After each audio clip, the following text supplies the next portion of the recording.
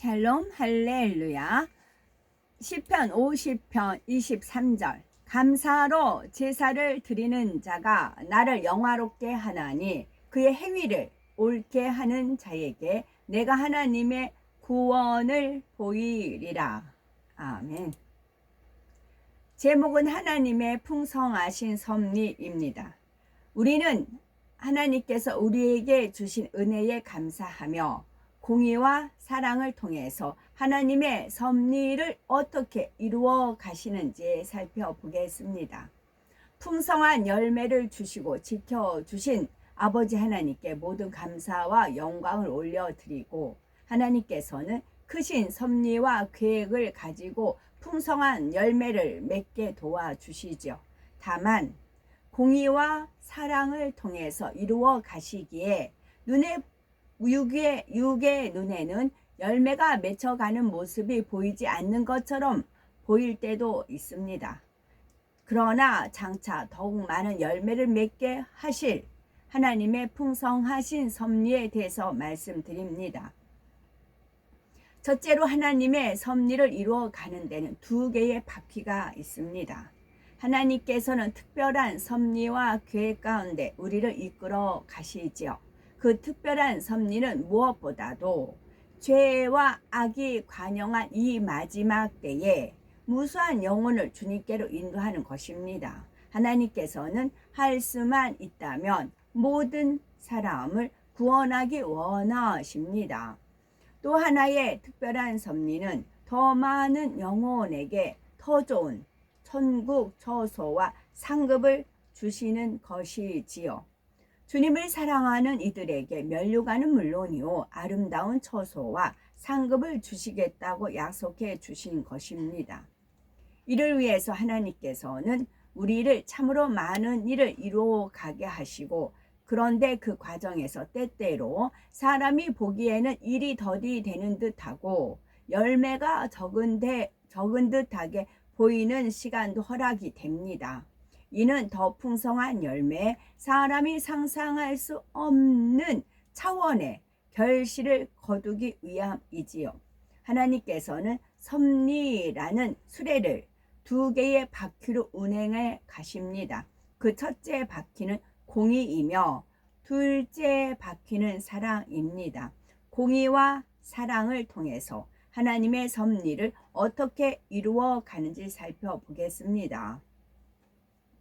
두 번째, 하나님의 섭리를 이루는 첫째 바퀴는 공의입니다. 공의는 쉽게 말해서 정해진 법칙대로 일을 이루는 것입니다. 예를 들어서 공식이라 할 수 있고요.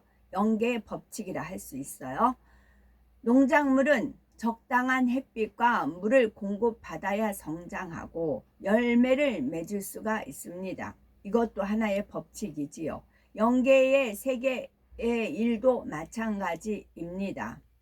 하나님께서는 영계의 법칙들을 지키시며 공의에 맞추어서 인간 경작을 하십니다. 그래야만 인간 경작이 공정하게 이루어지기 때문이지요. 만약에 하나님께서 무한한 능력으로 공장에서 물건을 찍어내듯이 참 자녀를 많이 만드신다면 인간 경작이 무슨 의미가 있겠습니까? 하나님 편에서도 참 자녀를 얻기 위해서 그에 상응하는 대가를 치르시기에 그 결과로 얻은 참 자녀가 귀한 것입니다. 원래 전지전능하시고 한계가 없으신 하나님께서 스스로 한계를 입어서 자신의 권한에 제한을 두신 것이지요. 또 천지 만물을 단번에 창조하실 수도 있지만 심혈을 기울여서 엿새 동안 순서대로 종류대로 지으셨습니다. 첫사람 아담의 경우 특히 더 온 힘과 정성을 쏟아서 친히 손으로 빚어 만드셨지요. 피조물인 사람에게 배신의 아픔을 겪으셨지만 결과적으로는 많은 자녀에게 참 사랑을 받으시게 되었습니다. 주님도 공의 가운데 구세주의 사명을 감당하셨지요. 하나님과 하나이신 예수님이 사람의 몸을 입고 오셔서 이 땅의 공의대로 추위와 배고픔, 아픔을 다 느끼셨습니다. 마침내는 십자가에 못 박혀 물과 피를 다 쏟으셨지요. 즉 죄를 씻으려면 피를 흘려야 한다는 법칙에 따라 자신을 희생하셨습니다. 이렇게 공의에서 조금도 어긋나지 않았기에 그 희생이 그만큼 가치가 있는 것입니다. 만약 예수님께서 신성만을 입으신 채로 또 독재자처럼 절차를 건너뛰고 쉽게 인생들의 죗값을 치르고자 하셨다면 원수마귀 사단이 틀림없이 송사했을 것입니다. 그러나 예수님은 몸소 모든 값을 치르셨지요. 바늘 가는 곳에 실이 따르듯이 공의에 뒤따른 것이 있습니다. 그것은 바로 희생입니다. 하나님께서는 때때로 폭풍과 같은 시험과 연단을 허락하시고 인내의 시간을 주신 이유도 이 희생을 씨앗으로 심게 하기 위함입니다. 그래야만 무수한 영혼을 구원하고 많은 영혼을 새 예루살렘에 들이시려는 섭리가 가장 아름답고 풍성하게 이루어지기 때문이지요. 이는 농산물의 질과 양을 높이려면 그만큼 더 많은 수고가 필요한 것과 같은 이치입니다. 하나님께서는 알곡을 많이, 특히 세상의 알곡을 많이 거두시기 위해서 정확한 공의 가운데 이끌어 가시는 겁니다. 그런 만큼 우리는 희생과 헌신으로 심고 우리 모두 대부분 신앙생활을 적당히 하려고 하지 않고 힘껏 달려오시는 것이지요. 그럼에도 하나님께서는 때때로 달리는 말에 채찍을 가하듯이 축복의 시험과 연단을 주셨습니다. 급속한 영의 흐름도 만들어 주시지요. 힘써 달려온다고 했으나 아직 버리지 못한 죄의 모습을 낱낱이 드러내기도 하십니다. 그럴 때마다 우리는 다시금 마음의 허리띠를 동이고 근신하지요. 그 결과 하나님께 사랑받는 분들이 되는 것이고 되는 거죠. 경작이 일정한 법도 없이 대충 이루어진다면 하나님께서 받으실 영광도 빛을 잃고 말 것입니다. 경작을 받은 사람들 또한 적당히 신앙생활하고 구원을 받는다면 큰 행복과 영광을 누릴 수가 없지요.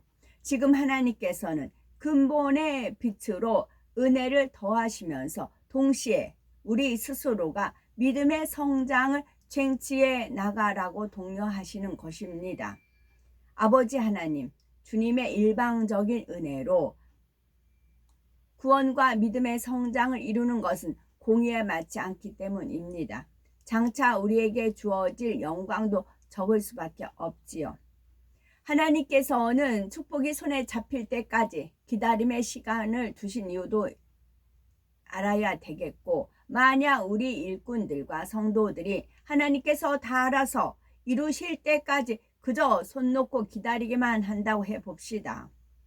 우리의 마음의 기쁨과 감사가 훨씬 적을 것입니다. 이에 하나님께서는 우리의 소중한 물질을, 물론 몸과 마음을 들여서 헌신할 수 있는 시간을 허락하시는 것이지요.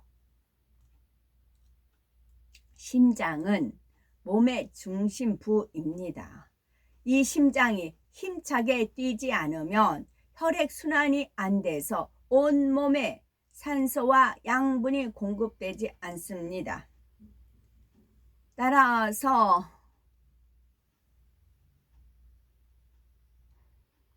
또한 우리가 감사로 제사를 드릴 때 하나님께서는 우리에게 무엇이나 할 수 있는 힘과 능력을 더해 주실 것입니다. 세 번째, 하나님의 섭리를 이루는 둘째 바퀴는 사랑입니다. 섭리라는 수레의 다른 바퀴는 바로 사랑입니다. 이 사랑은 공의와 함께 수레를 움직이지만 공의보다 더 중요하지요. 결국 이 사랑이 하나님의 풍성하신 섭리를 이루는 핵심이지요. 하나님께서 인간 경작을 하심에 있어서 먼저 공의를 세우신 이유는 하나님의 사랑을 나타내기 위함이었습니다. 그 대표적인 사건이 바로 십자가의 희생인 거고요. 이에 대해서 비유를 들어보면 종종 물에 빠진 자녀를 구하기 위해서 부모가 물에 뛰어들었다가 아이만 살리고 부모는 목숨을 잃는 기사가 보도되곤 하지요. 이런 이야기는 안타까움도 주지만 그 희생의 사랑이 감동을 안겨줍니다. 이처럼 자녀를 살려내야 하는 극한의 상황은 부모의 깊은 마음에 있는 사랑을 이끌어냅니다. 때로는 사람에게 있어서 최고로 소중한 생명을 버리는 희생으로 나오지요. 하나님께서도 이 마지막 때 무수한 영혼이 사망을 향해 치닫는 극한 상황 속에서 큰 사랑을 보이고 계십니다. 자녀들을 구원하며 더 좋은 상을 주시기 위해 희생의 사랑을 나타내고 계시지요. 이로 인해서 인생들은 하나님의 근본의 사랑을 직접 보고 느끼게 되는 것입니다. 하나님께서는 육의 사람들을 위해서 사랑하는 아들에게 인간의 몸을 입혀서 세상에 보내셨고 십자가의 고통을 겪도록 허락하셨습니다. 이처럼 큰 사랑을 구체적인 행함으로 표현하셨지요. 이로 인해서 우리는 하나님의 사랑을 알고 느낍니다. 그런데 이 십자가 사건은 약 2000년 전에 일어난 일이죠. 이에 하나님께서는 오늘날에도 성령을 통해서 더 또 놀라운 권능으로 이 사건이 참이며 성경의 모든 메시지 곧 하나님의 사랑이 참임을 증명하고 계십니다. 만약 성령의 불같은 역사가 일어나지 않는다면, 권능의 역사들을 보여주지 않는다면 어떨까요? 물론 주님의 십자가 보혈을 되새기는 것만으로도 그 사랑을 느껴야 합니다. 그런데 죄악이 관영한 이 세대의 사람들은 대부분 그러지 못하지요. 이에 하나님의 살아계심을, 그 사랑을 증명하기 위해서 권능이 필요한 것이고, 우리는 아버지 하나님의 사랑을 절절히 느꼈습니다. 구원받지 못하는 죄, 사망에 이르는 죄의 값은 사망입니다. 그래서 이제는 하나님을 사랑하여 말씀대로 사는 우리가 되시고, 어찌하든 하나님의 뜻을, 주님의 마음을 이해하기 위해서 노력하는 분이 되시는 것이고, 우리도 이처럼 공의로 빚은 환경으로 인해서 오히려 하나님을 더욱 사랑하게 된 것입니다. 하나님의 섭리는 지금도 이 공의와 사랑이라는 두 바퀴를 달고 거침없이 이루어지고 있습니다. 그 결과 하나님 나라의 영광이라는 열매들이 풍성하게 맺힐 것입니다. 상상할 수 없는 큰 권능으로 지금까지 그 누구도 보지 못한 크고 놀라운 하나님의 영광이 드러날 것입니다. 때를 따라 하나님께서는 상상할 수 없는 축복의 말씀을 선포케 하시며, 때로는 그 말씀이 당장 이루어질 것으로 생각도 하지만 하나님의 생각은 다릅니다. 먼저는 축복을 쏟지 않고 다 받을 수 있도록 그릇을 만들어 주시지요. 지금은 특히 더 큰 그릇을 만들어 주고 계신 겁니다. 이것은 바로 하나님의 풍성하신 섭리이지요. 우리가 흘린 한 방울의 눈물을 보석으로 한 알의 씨앗을 30배, 60배, 100배로 거두게 하시는 하나님, 지혜의 하나님께 모든 상황 속에서 감사의 향으로 제사를 드리는 복된 우리가 되어야 되겠습니다. 아멘.